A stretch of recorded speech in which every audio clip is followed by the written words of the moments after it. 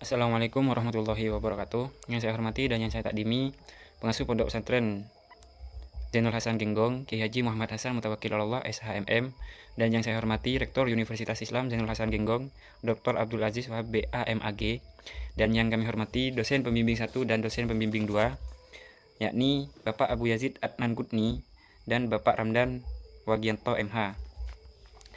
Saya atas nama Mahfud Zaini dari Prodi Hukum Keluarga Islam Fakultas Syariah Universitas Islam Zainul Hasan Genggong akan mempresentasikan proposal penelitian dengan judul Pandangan Masyarakat Terhadap Status Anak di Luar Nikah di Desa Watu Panjang Perspektif Hukum Islam.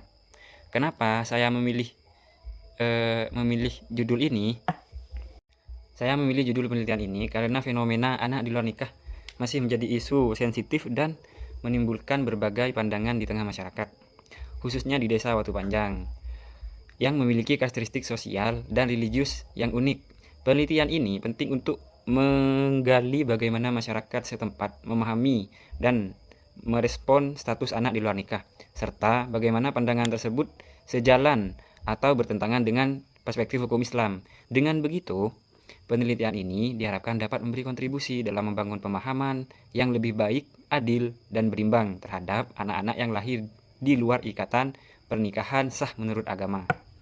Selanjutnya yaitu latar belakang tentang latar belakang masalah dalam judul penelitian yang telah saya buat, yaitu status anak di luar nikah menjadi permasalahan hukum dan sosial yang masih sering diperdebatkan dalam berbagai sistem hukum termasuk hukum Islam dan hukum adat. Dalam masyarakat, anak yang lahir di luar perkawinan atau pernikahan yang sah sering menghadapi stigma sosial serta berbagai tantangan hukum, terutama terkait hak-hak keperdataan seperti pengakuan status, hubungan nasab, dan hak waris. Hukum Islam memiliki ketentuan yang jelas mengenai status anak di luar nikah, yaitu anak tersebut hanya memiliki hubungan nasab dengan ibu dan keluarga ibunya, serta tidak memiliki hak waris dari ayah biologisnya kecuali melalui wasiat wajibah. Dari latar belakang dan dari judul yang saya buat, saya mengambil 3 rumusan masalah. Yang pertama yaitu pandangan masyarakat Desa Watu Panjang terhadap yang pertama, bagaimana pandangan masyarakat Desa Watu Panjang terhadap status anak di luar nikah dalam kehidupan sosial dan keluarga. Yang kedua, bagaimana hukum Islam mengatur status anak di luar nikah serta hak dan kewajiban dalam keluarga. Yang ketiga, bagaimana kesesuaian pandangan masyarakat Desa Watu Panjang dengan prinsip-prinsip hukum Islam mengenai status anak di luar nikah.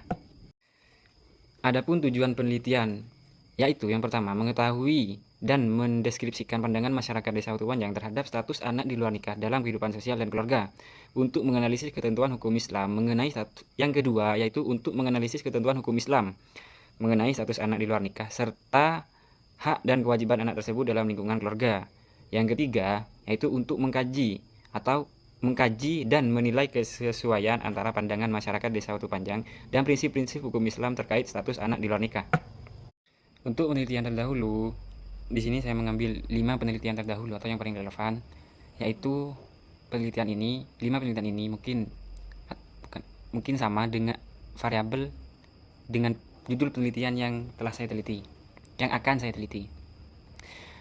Yang pertama yaitu Nasica MA dengan judul Pandangan Masyarakat Terhadap Nikah Hamil Akibat Pergaulan Bebas Studi Desa Sumber Petung Kecamatan Kalipare Kabupaten Malang.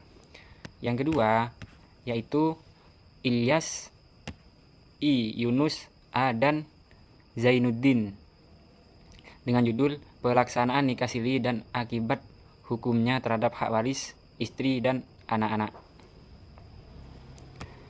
Yang ketiga yaitu Hendrawan dengan judul Kedudukan Waris Anak di Luar Nikah dalam kurung studi komprehensi antara putusan Mahkamah Konstitusi dengan fatwa Majelis Ulama di Indonesia.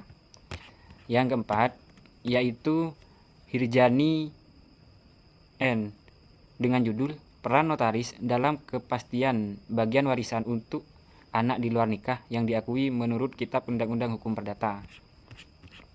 Yang kelima yaitu Hendra Kasim, Thohir Gani A dan Najmuddin N dengan judul Perspektif Hukum Islam Terhadap Dwi Mendre dan Mahar dalam kurung perkawinan masyarakat suku Bugis Kecamatan Maritengai Kabupaten Sindenreng Rapang. Ini manfaat penelitian. Pertama, manfaat teoritis. Penelitian ini diharapkan dapat memberikan kontribusi dan pengembangan ilmu hukum Islam, khususnya dalam kajian tentang status anak di luar nikah, perspektif hukum Islam, hukum keluarga Islam. Selanjutnya, manfaat praktis. Pertama, bagi masyarakat, penelitian ini diharapkan dapat meningkatkan pemahaman masyarakat Desa Watu Panjang mengenai status anak di luar nikah berdasarkan perspektif hukum Islam. Yang kedua, bagi peneliti selanjutnya, penelitian ini memberikan manfaat bagi peneliti dalam mengembangkan wawasan dan pemahaman yang lebih mendalam mengenai interaksi antara hukum Islam dan hukum adat. Untuk selanjutnya yaitu kajian teori. Yang pertama adalah konsep anak di luar nikah. Konsep anak di luar nikah itu dijelaskan dalam beberapa hal. Yang pertama itu definisi, gimana definisi anak di luar nikah. Yang kedua yaitu berbagai pandangan masyarakat, berbagai pandangan tentang anak di luar nikah. Itu dalam perspektif hukum dan agama. Nah, yang ketiga itu dasar hukum. Terus yang kedua, status anak di luar nikah dalam hukum Islam. Yang ketiga yaitu implikasi hukum bagi anak di luar nikah dalam masyarakat. Sedangkan yang keempat yaitu kerangka konseptual. Selanjutnya itu metode penelitian. Metode penelitian yaitu dengan cara pendekatan dan jenis-jenis pendekatan. Jenis pendekatan yang saya gunakan dalam penelitian ini adalah pendekatan kualitatif, yakni data yang dikumpulkan bukan berupa angka, melainkan berupa hasil wawancara, observasi, dokumentasi pribadi, dan lain-lain.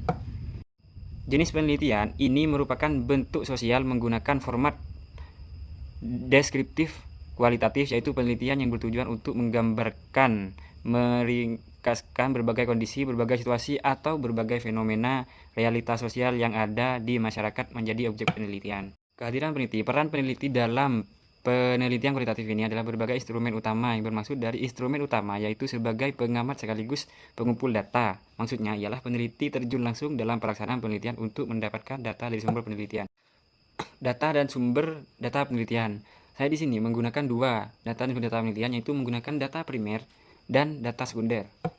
Sedangkan teknik pengumpulan data saya di sini menggunakan 3 cara, itu dengan observasi, wawancara, dan dokumentasi. Mungkin itu yang dapat saya sampaikan, kurang lebihnya dari awal sampai akhir. Saya apabila ada kesalahan baik dari segi kata maupun ucapan, saya mohon maaf yang sebesar-besarnya. Akhiron, wassalamualaikum warahmatullahi wabarakatuh.